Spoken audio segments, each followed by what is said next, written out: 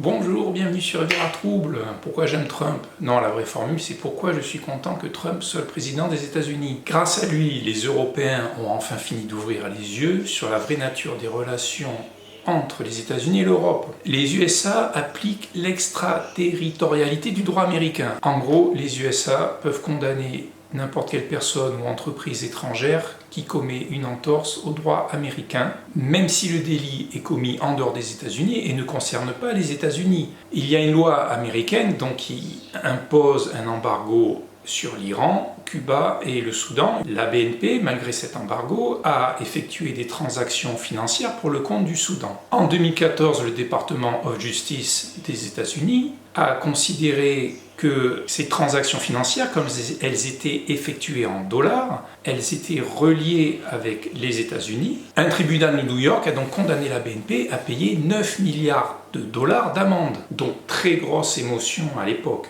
dans les milieux bancaires, économiques, politiques français et même européens. 9 milliards de dollars d'amende, ça pouvait faire couler la BNP. Alors on était à quelques semaines des commémorations des 70 ans du débarquement du 6 juin 1944, donc on approchait de juin 2014, et le président de l'époque, français, François Hollande, devait rencontrer tous les grands dirigeants de la planète, et donc le 6 juin 2014, sur Omaha Beach, il devait rencontrer Barack Obama. Et là, certains économistes, éditorialistes et dirigeants même très haut placés se sont mis à fantasmer sur cette rencontre en se disant que le lieu, l'époque, donc le 6 juin, commémoration de ce débarquement, de l'époque où on était des alliés, ça allait créer une espèce de magie entre François Hollande et Barack Obama, et on imaginait vraiment que Barack Obama allait d'un claquement de doigts annuler cette amende. Évidemment, Barack Obama lui dit « La justice américaine est indépendante, je peux absolument rien faire ». Alors nous, premièrement, déjà, on est des grosses nouilles d'avoir pu croire que les Américains, dans les relations d'argent, dans les relations commerciales, laisser une place au sentiment, et deuxièmement, de croire qu'effectivement Barack Obama pouvait, à son poste de président des États-Unis, annuler le jugement fait par un tribunal. Le 30 juin 2014, l'amende est confirmée. À ce moment-là, en France, les chantres de l'Amérique, évidemment, ils ont ramené leurs fraises. Ah, c'est formidable, la justice américaine, elle est indépendante. Mais ça aussi, c'est archi faux. Bien sûr que le président Obama, il ne peut pas annuler le jugement d'un tribunal. Mais ce juge, il est dans un système. Il n'a pas été mis là par hasard.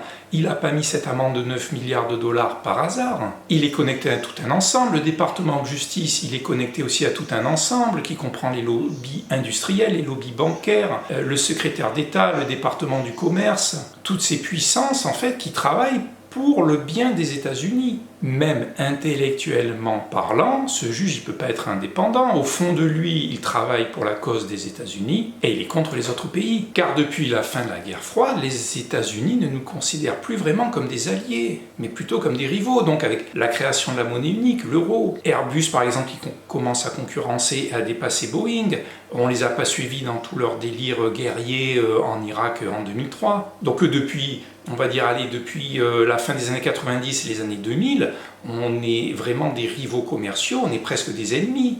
Et nous, en 2014, on ne le savait toujours pas, on commençait simplement à s'en rendre compte en 2014, 20 ans après. Et donc heureusement, un homme comme Donald Trump est élu président des États-Unis en 2016. Et lui, qu'est-ce qu'il fait? Il casse le morceau, il tombe les masques, utilisez l'expression que vous voulez.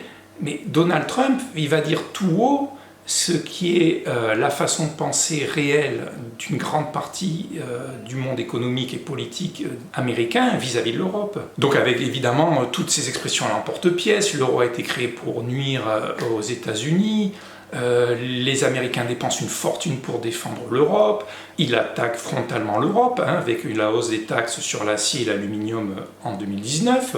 Il a favorisé le Brexit, parce que lui, ce qui l'intéresse finalement, c'est une Europe qui soit plus faible pour lui imposer plus facilement les conditions économiques. Mais écoutez, tant mieux, les Européens ont enfin ouvert les yeux et ils ont décidé de durcir leurs négociations avec les États-Unis. La nouvelle présidente de la Commission européenne, Ursula von der Leyen, qui est une femme énergique, qui a vraiment tout compris, elle a décidé de rendre coup pour coup. Vous nous mettez des amendes, on vous met des amendes. Bien sûr, le but de tout ça, c'est pas d'être en guerre contre les États-Unis, d'être anti-américain, mais c'est juste au niveau de la négociation de rééquilibrer les positions. Mais que ce soit donc avec les USA, la Russie ou la Chine, il va falloir que l'Europe apprenne à montrer les dents, parce que les relations internationales, malheureusement, c'est aussi ça. Bon, tous ces dirigeants qu'on a actuellement qui sont un peu forts en gueule, hein, donc Trump, Vladimir Poutine, Boris Johnson, Bolsonaro au Brésil ou Xi Jinping, il y a un avantage, c'est qu'au moins on sait où on met les pieds. Deng Xiaoping, qui a été numéro 1 chinois de 78 à 92,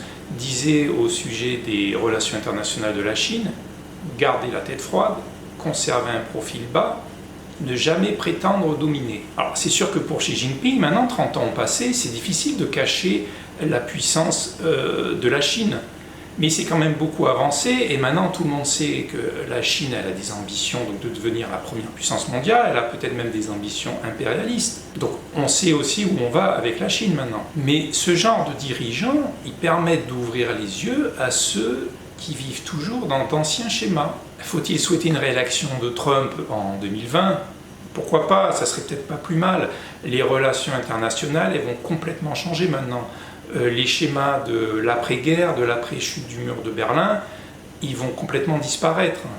Et finalement, 8 ans de Donald Trump, ça va peut-être permettre à certaines personnes de comprendre vraiment la nature des nouvelles relations entre les États-Unis et l'Europe. Voilà, j'espère que vous avez aimé cette vidéo. Merci de la commenter, merci de la liker, merci de vous abonner à ma chaîne. Je vous dis à bientôt. Salut, ciao!